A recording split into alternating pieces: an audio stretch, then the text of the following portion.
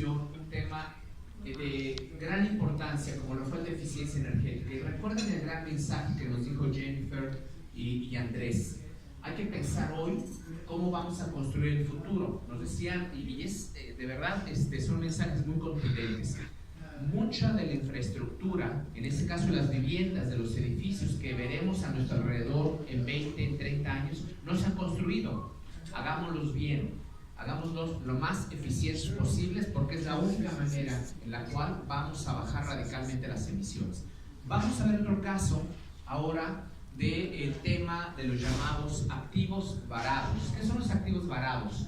Jennifer nos hablaba de este término en inglés, locked in, cuando queda algo ya atrapado, ya encerrado.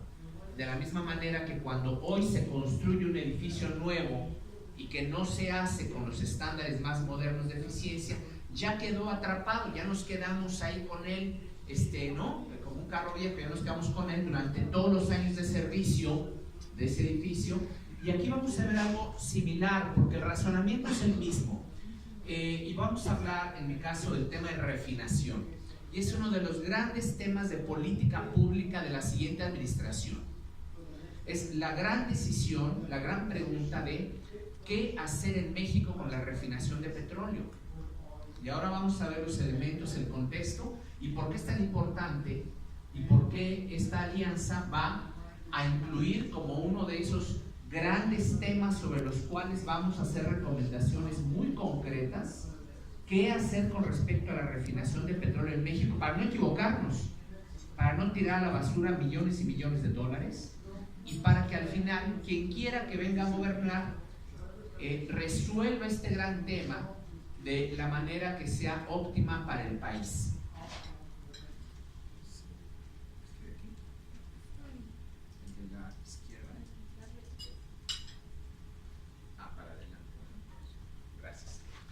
Bueno, les decía, ¿qué son los activos varados? Es infraestructura de diferentes tipos que normalmente pierde su valor para el cual fue construido, diseñado, etc., antes o mucho antes del periodo de vida que se había considerado. Entonces, comprar un vehículo hoy, lo esperábamos a 30 años, a los 3 años ya no sirve, lo tienen que tirar a la basura. Se quedaron con algo que no nos va a servir. En el caso de la refinación de petróleo, es probablemente uno de los que ilustra mejor los riesgos que hoy hay en el mundo, no solamente en México, en todo el mundo, de que si los países toman decisiones equivocadas en momentos de una aceleradísima transición energética, donde el mundo se está moviendo y se tiene que mover muy rápido hacia las energías renovables y abandonar los combustibles fósiles, esto pone un desafío de cuál sería en el futuro, y nadie tiene bola de cristal, pero hay que estudiar y hay que analizar, considerar las cosas para determinar cuáles son los escenarios futuros óptimos para los diferentes países. En este caso, vamos a ver que les decía, hay sectores como la refinación de petróleo, Manuel va a hablar de la infraestructura de gas natural, ¿no? Y sabemos que viene la electrificación de la movilidad muy rápido, que va a declinar en las siguientes décadas, quizá pocas décadas, el uso de combustibles fósiles de gasolina y de diésel. Entonces, el gran asunto es, no construyamos capacidad de refinación en México más allá de la que vamos a necesitar. Y por tanto, la pregunta de política pública tenemos que entenderla con toda claridad. La pregunta de política pública o el planteamiento no debe ser vamos a buscar la seguridad o la autosuficiencia en combustibles en México y vamos a construir tantas refinerías como necesitamos para que en casa, para que en México refinemos nuestros combustibles. Esa no es la pregunta adecuada, ese es un error plantearlo así. Lo que hay que plantear, ya lo dije, es ¿cuál es el punto óptimo de capacidad de refinación en México? Ya sea la actual o quizás alguna capacidad incremental a futuro, pero de tal manera que optimice el uso de esa capacidad durante el mayor número de tiempo posible sin que en unos pocos años me dé cuenta de que, construí 20 refinerías y en 15 años no necesito más de 2. Perdón que insista en este punto, pero el razonamiento es absolutamente elemental. Tenemos que entenderlo y entonces tenemos que echarle ciencia, conocimiento, análisis, pronóstico y cambiar la pregunta, que no nos equivoquemos de pregunta. Países como China, por ejemplo, ya ha venido tomando decisiones muy claras sobre su capacidad de refinación en casa.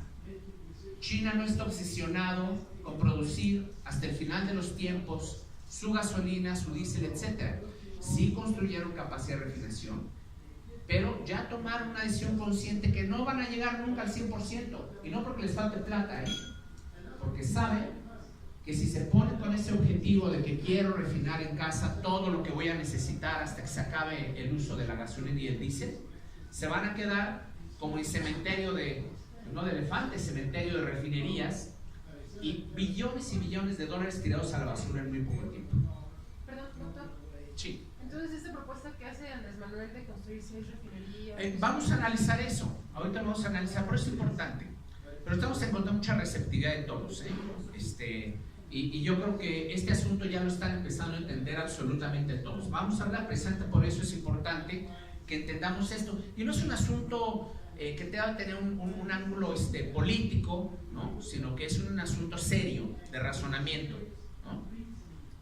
Bueno, entonces la industria de la refinación, y por eso la pregunta un poco anecdótica es: ¿refinar o no refinar, o cuánto refinar en México? Esa es la pregunta.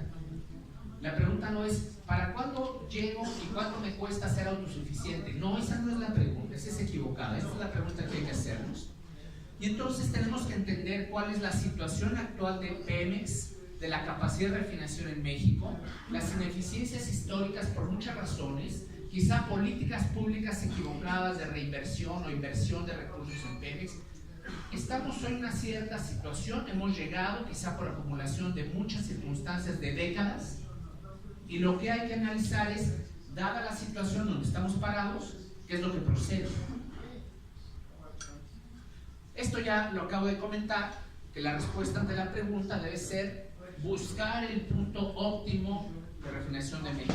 Yo les puedo adelantar que lo que hemos analizado es que a México no le va a convenir buscar construir refinerías de tal manera que alcance la autosuficiencia energética. Eso no le va a convenir. Busquemos cuál es el punto óptimo que es diferente a ese escenario, ¿no? Primero, en cuanto a las reservas de petróleo, por supuesto que México ya pasó sus mejores días en cuanto a los recursos llamados convencionales. Ya lo que estaba facilito, barato, a la mano y que nos daba una gran cantidad de petróleo, eso ya ha venido disminuyendo de manera notable. Los recursos, digamos, convencionales, hay diferentes estimados, pero estimados conservadores, yo diría realistas, nos dirían que tenemos recursos convencionales demostrados que quizá nos alcance en el caso del petróleo para 8 o 10 años, y en el caso del gas no mucho más de 5 años. Recursos convencionales. Hoy se habla y se está estudiando y meterse a aguas profundas que pueden tener un potencial interesante, riesgos, inversiones, etc. Estoy hablando de lo que fueron los campos y las formas de explotación de petróleo fáciles, convencionales, a costos accesibles. Y en el caso de gas también, por supuesto, está el potencial con sus riesgos del shale gas, el gas de lutitas. Por eso hago la acotación que estos estimados, yo diría conservadores, es utilizando los recursos y con la explotación de las formas que hemos venido haciendo en los últimos años, ¿no? Ahora, cerca de la mitad de la producción de petróleo en los últimos años, donde ha habido una declinación de esta, se ha venido utilizando para el mercado interno. Entonces, en cuanto a tendencias generales de los hidrocarburos, esta es la síntesis. Aquí no me voy a detener mucho, pero los puntos más importantes son: ustedes saben que tenemos 6 grandes refinerías de petróleo. Hace ya bastantes años, más de una década, y aquí Julio, si se me olvidan las cifras, me va a ayudar, Hace más de una década inició México el intento por reconfigurar, digamos, modernizar, para decirlo coloquialmente, sus 6 refinerías de petróleo. Uno de los objetivos importantes era cómo le damos a esas 6 refinerías de infraestructura adecuada para poder procesar crudo pesado con alto contenido de azufre, para eliminar el azufre a los combustibles que produzcamos, porque las tecnologías de automóviles y de camiones hoy requieren que el diésel y la gasolina no tenga azufre. Bueno, se avanzó en varias de las refinerías, pero estas cuestiones quedaron incompletas. Ojo, la capacidad potencial aproximada, teórica potencial de las 6 refinerías operando de manera razonablemente óptima es gruesamente de 1.600 miles de barriles de crudo por día, sí, miles de barriles por día. 1,5 millones.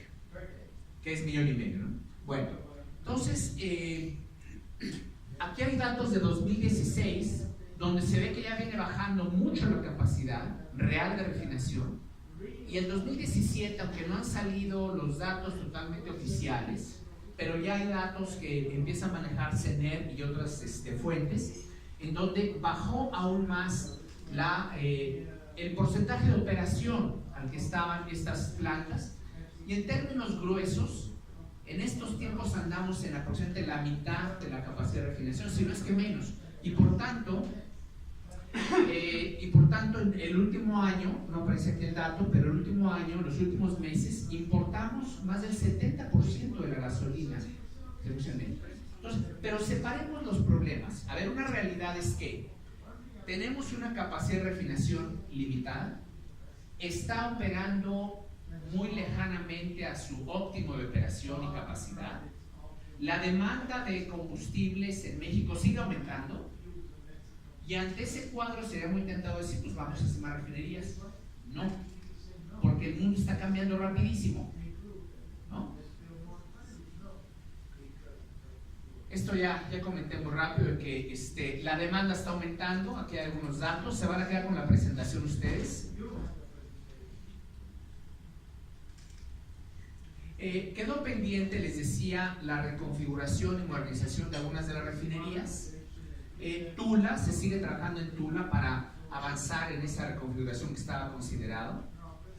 Y un dato interesante es, se estima que completar la reconfiguración de las 2 refinerías que están pendientes, nada más completar lo que eran planes desde hace más de una década, estamos hablando de alrededor de $3,000 millones cada una. Es probable, yo diría es bastante probable, que hacer esto tenga sentido, porque ya tenemos una infraestructura que, si bien no es nueva, tiene ya muchos años. Esto estaba planeado desde antes porque hacía sentido, porque se podía hacer, y este tipo de inversiones, y en uno de los comunicados de prensa que yo vi en los últimos días, hablaba por ahí alguno de los grupos de campaña y grupos de los candidatos que decían, vamos a completar la modernización, decían, de las refinerías.